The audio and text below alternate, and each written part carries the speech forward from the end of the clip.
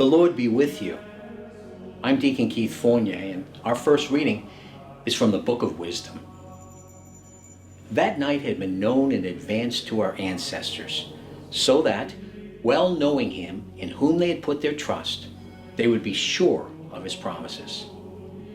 Your people thus were waiting both for the rescue of the upright and for the ruin of the enemy. For by the very vengeance that you exacted on our adversaries, you glorified us by calling us to you. So the holy children of the good offered sacrifice in secret, and with one accord enacted this holy law, that the holy ones should share good things and dangers alike. And forthwith they chanted the hymns of the ancestors. And our response is taken from Psalm 33. Shout for joy, you upright. Praise comes well from the honest. How blessed the nation whose God is Yahweh, the people he has chosen as his heritage. But see how Yahweh watches over those who fear him, those who rely on his faithful love to rescue them from death and keep them alive in famine. We are waiting for Yahweh.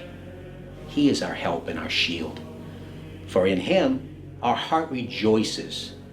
In his holy name we trust. Yahweh, let your faithful love rest on us as our hope has rested in you. And our second reading is from the letter to the Hebrews. Only faith can guarantee the blessings that we hope for or prove the existence of realities that are unseen. It is for their faith that our ancestors are acknowledged. It was by faith that Abraham obeyed the call to set out for a country that was the inheritance given to him and his descendants, and that he set out without knowing where he was going.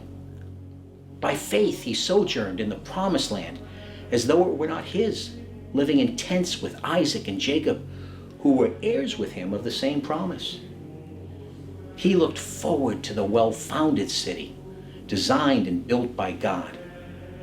It was equally by faith that Sarah, in spite of being past the age, was made able to conceive because she believed that he who made the promise was faithful to it. Because of this, there came from one man and one who already had the mark of death on him, descendants as numerous as the stars of heaven and the grains of sand on the seashore, which cannot be counted. All these died in faith without receiving any of the things that had been promised. But they saw them in the far distance and they welcomed them, recognizing that they were only strangers and nomads on earth. People who use such terms about themselves make it quite plain they are in search of a homeland. If they had meant the country they came from, they would have had the opportunity to return to it. But in fact, they were longing for a better homeland, their heavenly homeland. And that is why God is not ashamed to be called their God, since he has founded the city for them. It was by faith that Abraham, when put to the test, offered up Isaac. He offered to sacrifice his only son, even though he had yet to receive what had been promised, and he had been told, Isaac is the one through whom your name will be carried on. He was confident that God had the power even to raise the dead.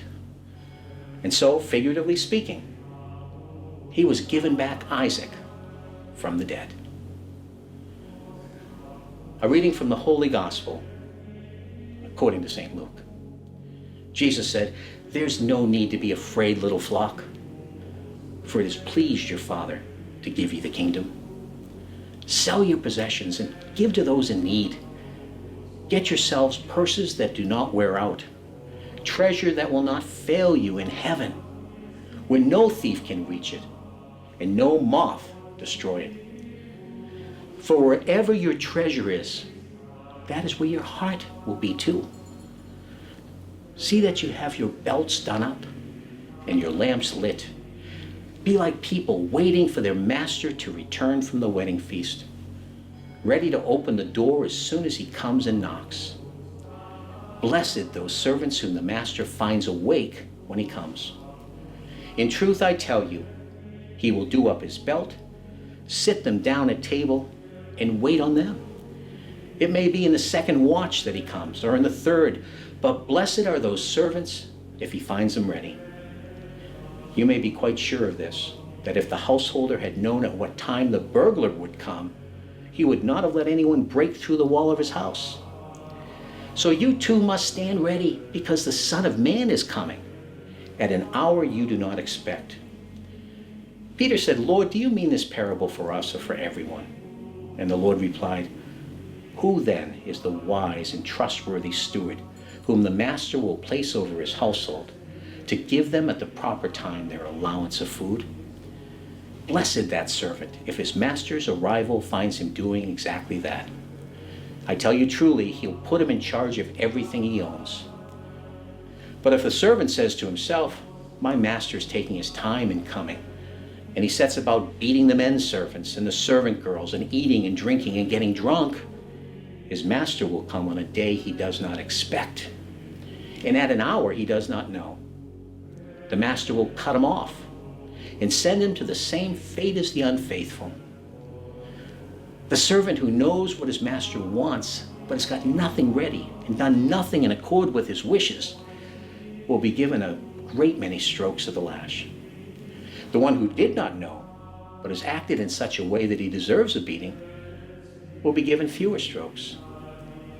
When someone is given a great deal will be demanded of that person. When someone is entrusted with a great deal, of that person, even more will be expected.